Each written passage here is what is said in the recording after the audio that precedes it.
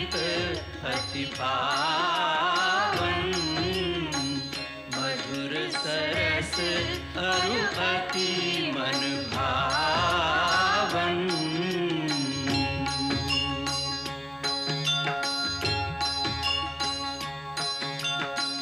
पुनि पुनि कितने हो सुने सुनाए, ये की प्यास बुझत न बुझाए।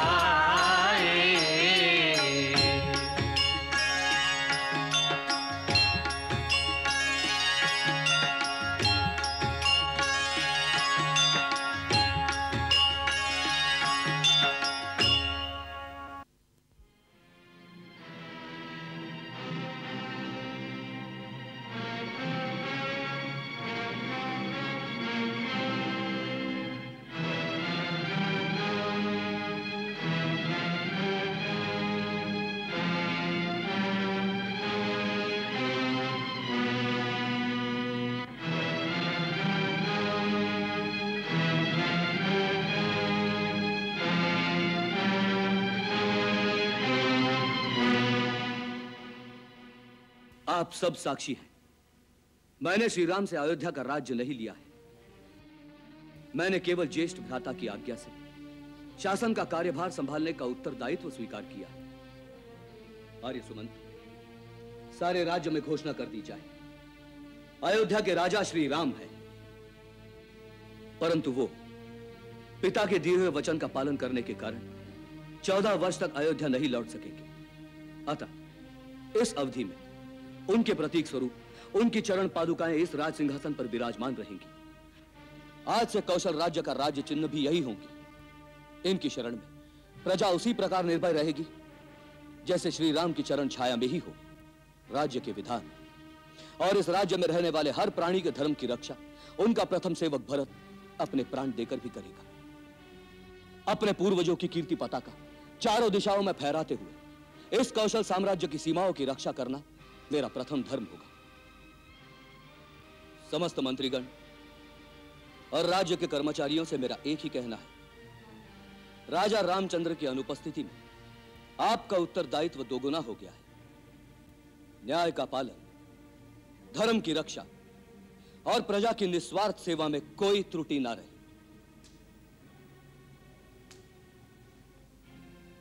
ब्रह्मवेताओं, विद्वानों और विचारकों से मेरा एक ही निहोरा है, राज्य और प्रजा के हित में जो भी परामर्श मुझे देना चाहे, छोटा बड़ा जो भी कार्य हो, संकोच त्याग करके मुझे वो कार्य करने की आज्ञा दे। मैं उसे शिरोधार्य करूंगा।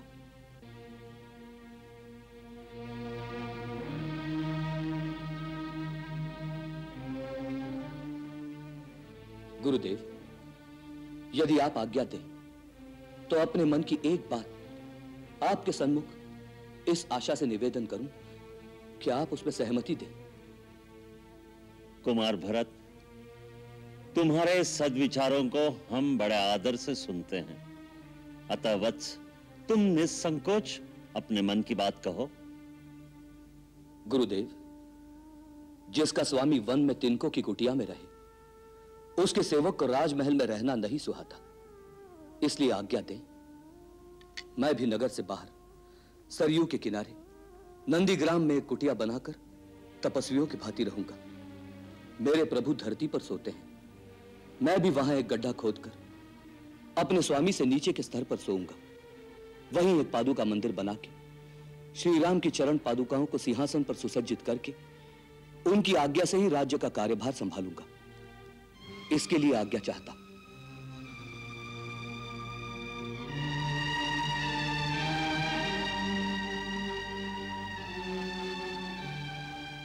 तुम धन्य हो भरत, धन्य हो। तुम्हें अपना कर्तव्य निर्धारित करने के लिए हमारी आज्ञा की आवश्यकता नहीं। तुम जो सोचोगे, जो करोगे, जगत में वही धर्म का सार माना जाएगा।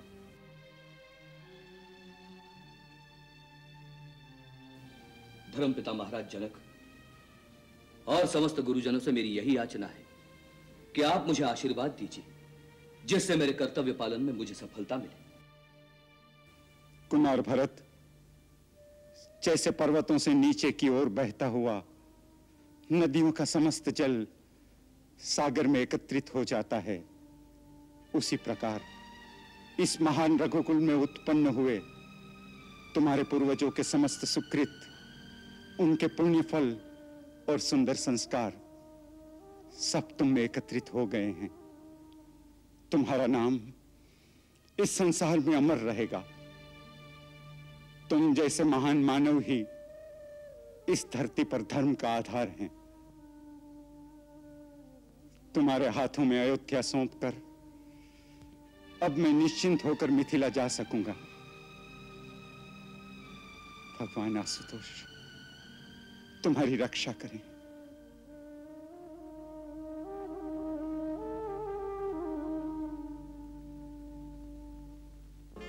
उर्मिला बहन, मैं तुम्हारा दोषी हूं। तुम्हें वन में ना ले जाकर मैंने जो भूल की है, उसके लिए मुझे क्षमा कर देना। मुझे पूर्ण विश्वास था मैं भैया राम और लक्ष्मण को अपने साथ अयोध्या वापस ले आऊंगा, परंतु मैं वहां हार गया।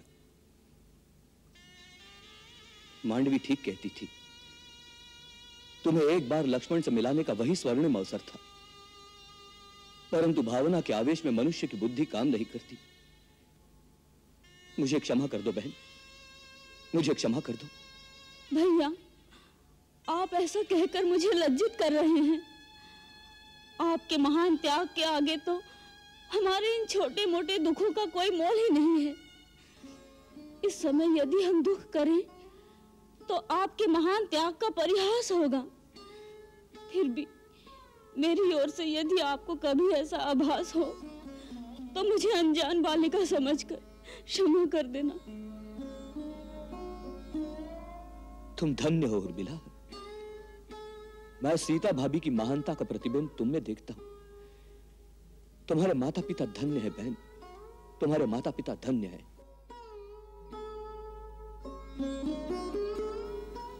मां, मुझे नंदीग्राम जाने की आज्ञा दो। मैंने शत्रुघ्न को आपकी सेवा का भार सौंपकर उसे राजमहल में रहने के लिए कह दिया है। वो आपकी हर प्रकार सेवा करेगा, आपका आज्ञाकारी रहेगा, आपको कोई कष्ट नहीं होगा। दो पुत्र तो वन के दुख भोग ही रहे हैं, अब तुम भी अपना जीवन कष्ट में बनाना चाहते हो वत्स?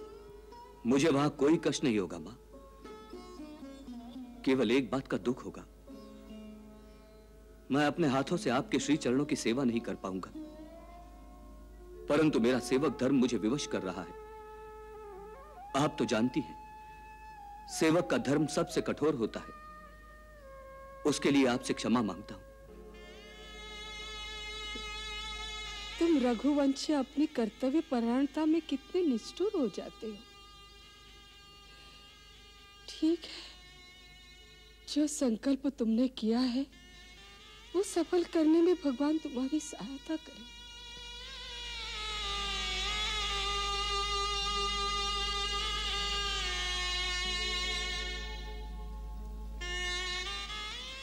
मां, बस यही आशीर्वाद दो, तुम्हारे भरत के पद अपने कर्तव्य पद से कभी न डोले।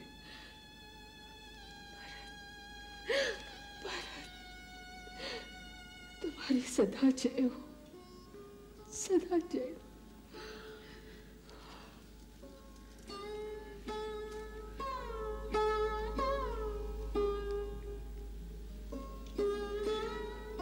मुझे तुम जैसे पुत्र पर गर्व है भरत।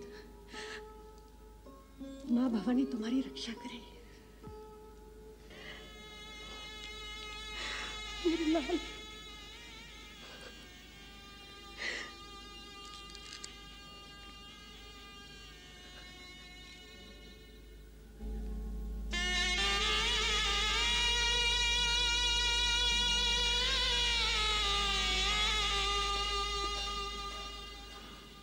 चरण पादुका धरि सिंहासन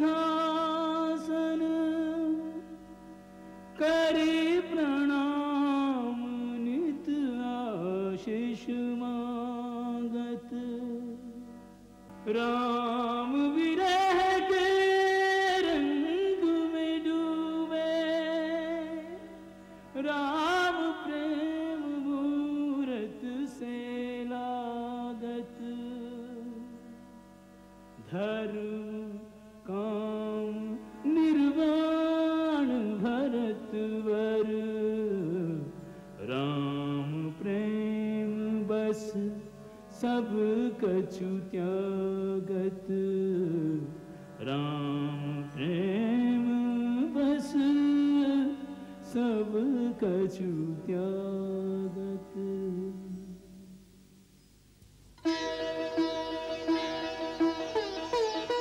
भरत सम नहीं दूजा कोई त्यागी, भरत सम नहीं दूजा कोई त्यागी। राम लखन सिया बन में भरत भये, घर ही में बैरागी, भरत सम नहीं दूजा कोई त्यागी।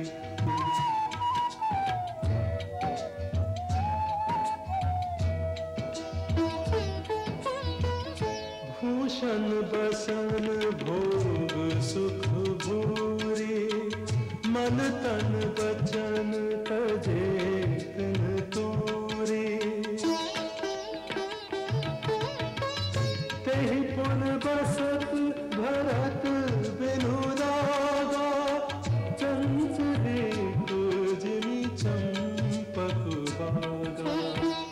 यही अनुराग विराग का संगम, बैरागी अनुरागी, भरत सम नहीं दूजा कोई त्यागी, भरत सम नहीं दूजा कोई त्यागी।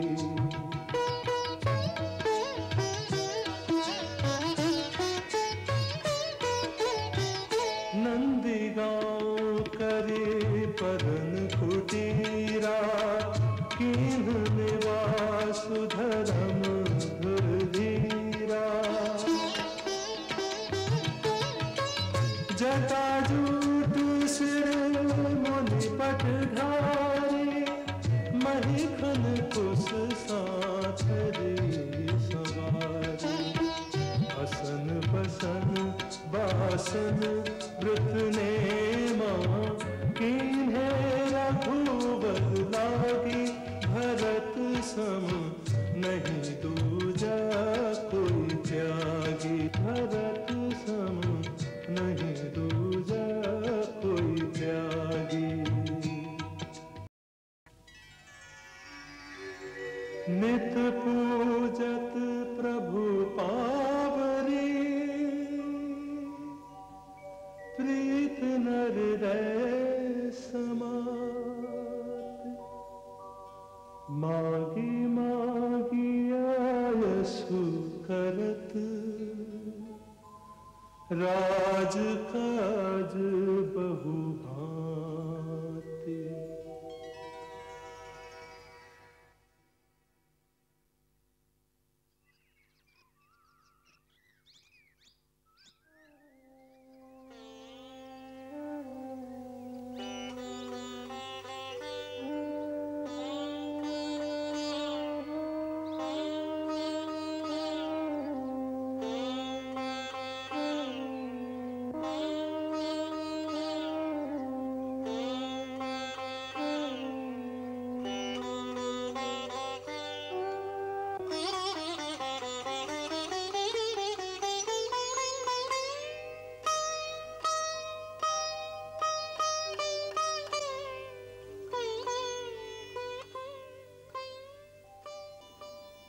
मांडवी।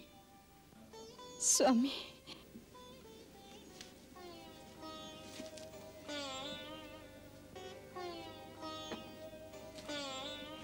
तुम? स्वामी, मैं आपकी आज्ञा के बिना चली आई, इसके लिए क्षमा चाहती हूँ। पति पत्नी के बीच ऐसी औपचारिकता क्यों? पति और पत्नी के अधिकार को किसी आज्ञा की आवश्यकता नहीं। नहीं, मैं पत्नी का अधिकार नहीं मनवाने आई नाथ। मैं तो केवल इतना पूछने आई हूं कि मेरी किस त्रुटि, किस दोष के कारण मेरे स्वामी ने मेरा त्याग कर दिया है। यह तुम्हारा भ्रम है प्रिय। मैंने तुम्हारा परित्याग नहीं किया है। तुम तो जानती हो मैं नंदीग्राम किस कारण आया हूं। जानती हूँ स्वामी, जानती हूँ, परंतु आपके इस कर्तव्य पालन में सहयोग देने से आप मुझे क्यों वंचित कर रहे हैं? मेरा भी कर्तव्य है कि मैं आपकी इस कठोर तपस्या में अपना पूरा साथ दूं। स्वामी, जिस प्रकार सीता दीदी को वन में अपने स्वामी की सेवा का अधिकार बड़े भैया को देना पड़ा, आज उसी प्रकार आपकी सेवा का अधिकार मैं आपसे मांगती हूँ। मैं भी आप ही की भांति तपस्वी वेश बनाकर रहूंगी, सारे व्रत नियम निभाऊंगी और आपके प्रत्येक कार्य में अपना पूर्ण सहयोग दूंगी नाथ। मेरी सेवा, मेरे संयम में आप कभी कोई त्रुटि नहीं पाएंगे स्वामी। बस आपके दर्शनों का सुख मिलता रहेगा मुझे। इतना सा सुख तो मुझसे मत छीनिए स्वामी, इतना सा सुख तो मुझसे मत छीनिए। तुम मेरी तपस्या, मेरे कर्तव्य में सहयोग देने की बात केवल मुंह से कह रही हो देवी, परंतु कार्य उसके विपरीत कर रही हो। आर्य, मैं विपरीत कार्य कर रही हूँ? ये कैसे कह दिया आपने? हाँ, सहयोगी तो वही होगा जो मेरा कार्य बांट ले। जिस कर्तव्य को मैं पूरा न कर सकूं, उस कर्तव्य को पूरा कर दे। नाथ, वही तो मैं भी कह रही हूँ, परंतु आप मुझे उसका अवसर तो दीजिए। कहिए, आपका कौन सा कर्तव्य अधूरा पड़ा है जिसे मांडवी पूरा कर सके? माता कौशल्या की सेवा।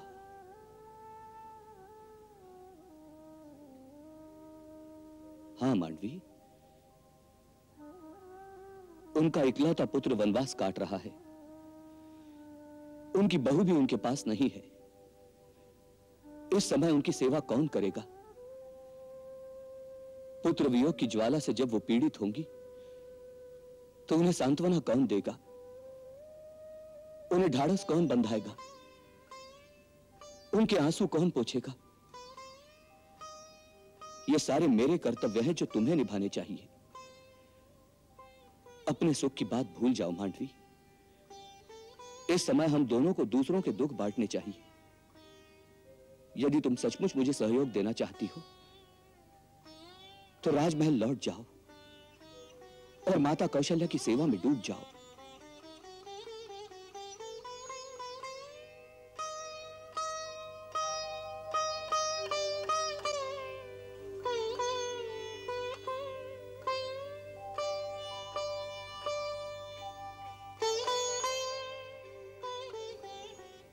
मांडवी,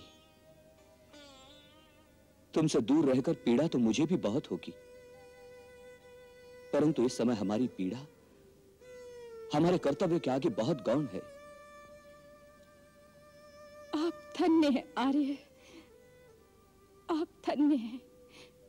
मुझे आप पर गर्व है आर्य, मुझे आप पर गर्व है।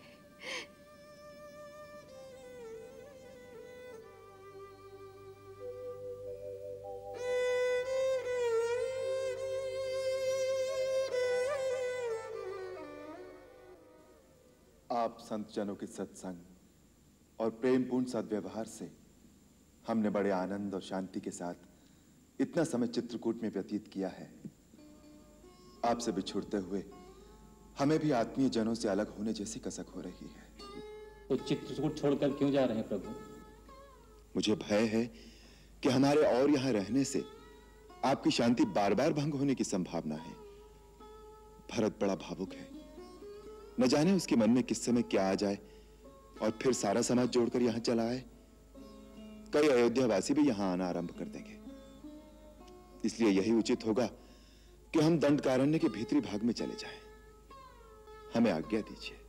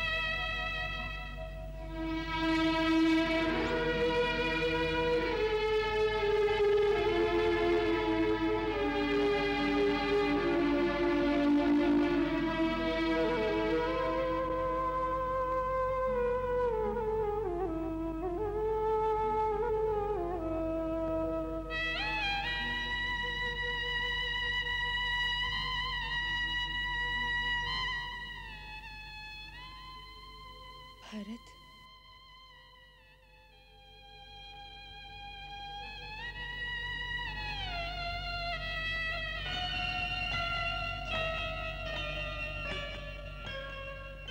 महारानी कैकेयी, दास के लिए क्या आज्ञा है? कोई आवश्यकता थी, कोई समस्या थी तो किसी प्रहरी के हाथ संदेशा भेज देती। आपकी आज्ञा का पूर्ण रूप से पालन किया जाता। आपको इस प्रकार स्वयं यहां आने का कष्ट नहीं करना चाहिए। तुम्हारे कहने का अर्थ ये है कि मैं यहाँ नहीं आ सकती? जब अयोध्या की प्रजा का हर प्राणी अपनी समस्या लेकर तुम्हारे पास आ सकता है, तो तुम्हारी माता क्यों नहीं आ सकती? क्योंकि आप महारानी हैं और मैं राजा राम का एक कर्मचारी। महारानियों का कर्मचारियों के पास आना शोभा नहीं देता। मैं तुम्हारी माँ भी हूँ भरत। मुझे महारानी नहीं, केवल एक बार माँ कहो, एक बार माँ कहो। कैसे कह दूं? जिसे मैं मां कहता था उसे तो महारानी कैकेयी ने मार डाला और मुझे मातृविहीन कर दिया। मेरे हृदय में अपनी मां का जो सुंदर चित्र अंकित है वो आपसे नहीं मिलता महारानी। मेरी मां तो एक स्वच्छ निर्मल नदी की तरह थी जिसमें सर्वदा स्नेह और ममता की लहरें हिलोरे लेती थी, और आप तो एक सूखी हुई झील की भांति है जिसमें अब केवल पाप और कपट का कीचड़ रह गया है। कृपया मुझे मेरी मरी हुई मां की याद मत दिलाइए। मेरे पास रोने का समय नहीं है। कहिए, आपकी क्या समस्या है?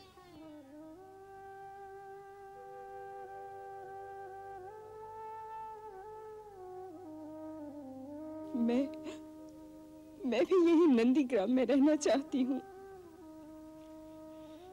ये स्थान तपस्वियों के लिए है। यहाँ राजमहल के सुख नहीं मिलेंगे। मैं भी तपस्विनी की भांति जीवन व्यतीत करना चाहती हूँ। तपस्वी का जीवन बिताने का अधिकार हर किसी को नहीं हो सकता। हर किसी राह चलते कपटी, स्वार्थी और दंभी को तपस्वी की पदवी नहीं प्रदान की जाती महारानी। आप तपस्या के नाम को कलंकित ना करें। आपने केवल राज मांगा था, उसके लिए आपने अपने पति के प्राणों का बलिदान कर दिया, अपनी संतान को देश निकाला दे दिया। आपके इतने बड़े बलिदान को हम व्यर्थ नहीं जाने देंगे।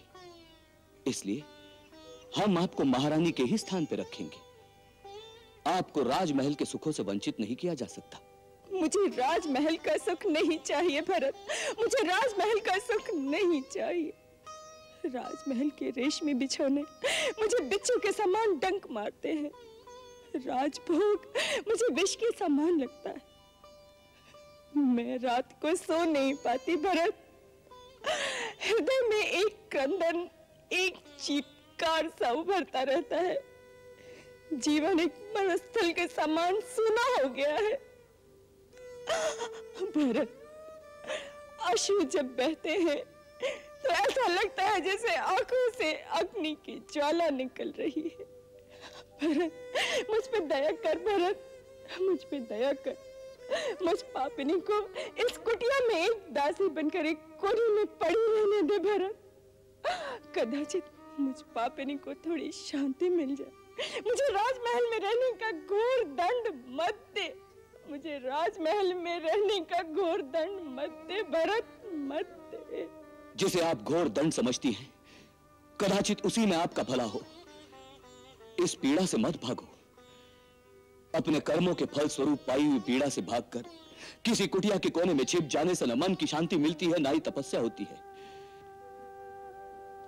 आपकी तपस्या तो इसी में है कि आप पश्चाताप की अग्नि में निरंतर जलती रहे।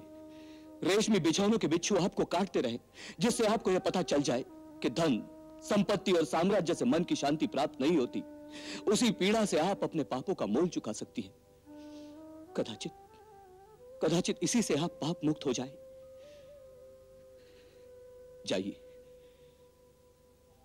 जाइए महारानी कैकेयी, आपकी तपोभूमि राजमहल में है।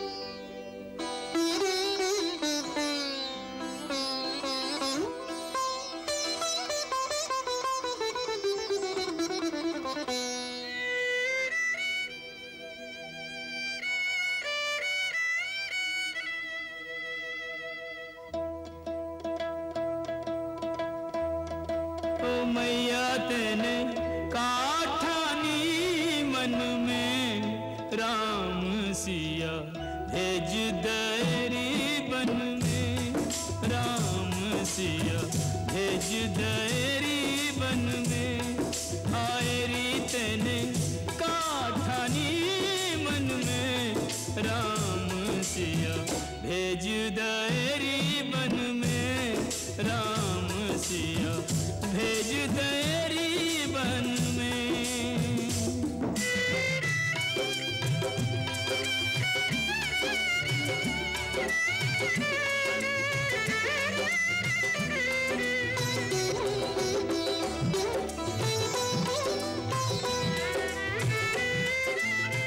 यद्यपि भरत तेरा ही जायो, यद्यपि भरत, यद्यपि भरत तेरा ही जायो, तेरी करनी देख ल जायो। अपना पद तने आप गवायो, भरत की नजरन में राम सिया भेज दरी बन में।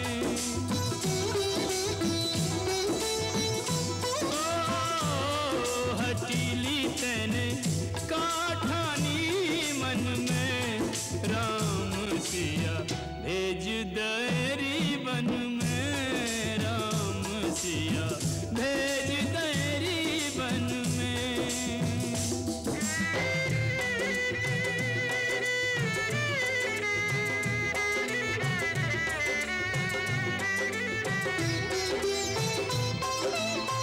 महल छोड़ वहाँ नहीं रे मड़ैया, महल छोड़, महल छोड़ वहाँ नहीं रे मड़ैया। सिया सुकुमारी संग दो भैया, काहू वृक्ष तर भीजत होंगे, तीरों में हन में राम सिया भेज दरी बन में।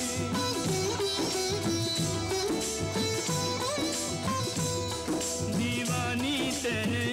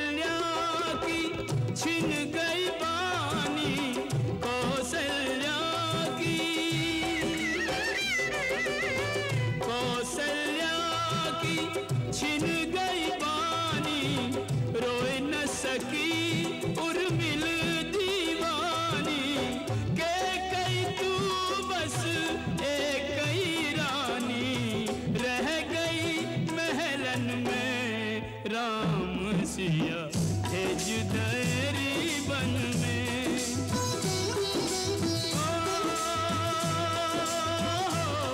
दीवानी तेने काठानी मन में, राम सिया भेज दरी बन में, राम सिया भेज दरी बन में, राम सिया भेज दरी बन में।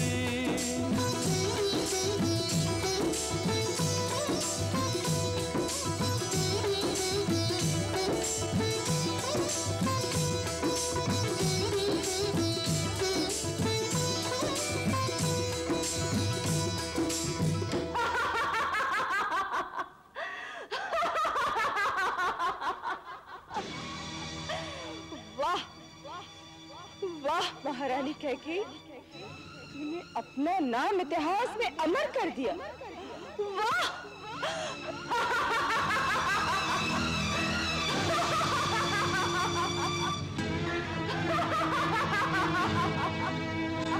माँ, माँ, क्या हुआ माँ? क्या हुआ माँ? महारानी कैकेयी ने इतिहास में अपना नाम अमर कर दिया।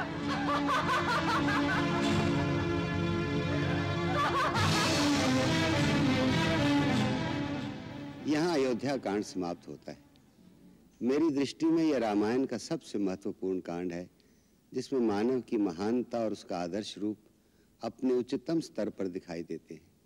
दूसरी ओर नीचता और स्वार्थ परायणता की सीमा भी कैकेयी के रूप में प्रदर्शित होती है। इसमें यह भी सिद्ध होता है कि मनुष्य को अपने कर्मों के फल न चाहने पर भी भोगने पड़ते हैं। केवल एक बार ये कह देने से कि मुझसे भूल हो गई है, मुझे क्षमा कर दो, या क्षणिक पश्चाताप से ही कर्मफल नहीं मिट सकता, उसे पूर्ण रूप में भोगना पड़ता है। जैसे भरत ने कैकेयी से कहा कि अपने कर्मों के फलस्वरूप मिलने वाली पीड़ा से भागकर किसी कुटिया में छुप जाने से न मन की शांति मिल सकती है, न ही तपस्या हो सकती है। अयोध्या कांड में श्री राम का प्रमुख रूप प्रकट होता है, एक कर्मनिष्ठ त्यागी का, एक सन्यासी का, जिसके लिए उन्हें मर्यादा पुरुषोत्तम कहते हैं। वो चरित्र भी यही लिख रहा है। अयोध्या कांड में एक से एक महान चरित्र एक एक करके उभरे हैं।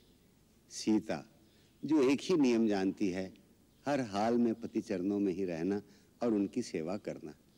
लक्ष्मण, जो उद्दंड है, परंतु राम की अनन्य भक्ति उसे अपनी सीमा में बांधे हुए है। भरत, जिसके लिए स्वयं श्री राम कहते हैं कि तीनों लोकों में आज तक तुम्हारे जैसा महात्मा न पैदा हुआ है न होगा।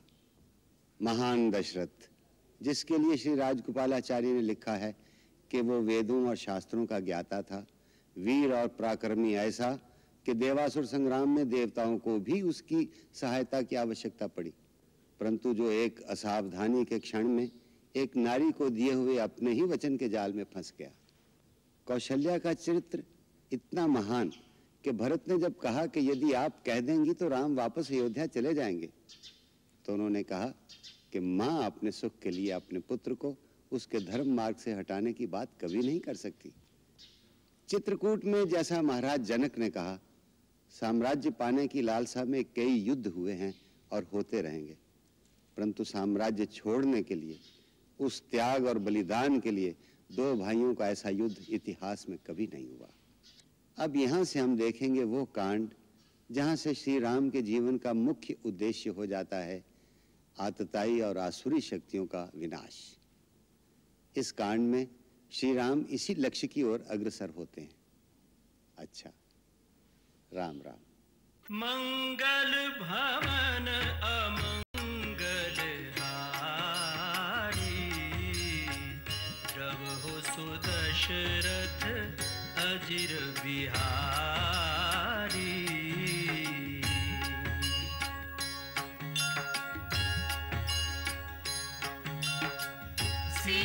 सीताराम चरित अति पावन, मधुर सरस अरु अति मन भावन।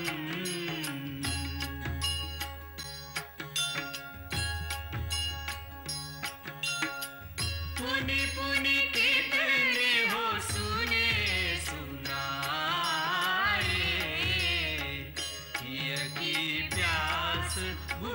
जगत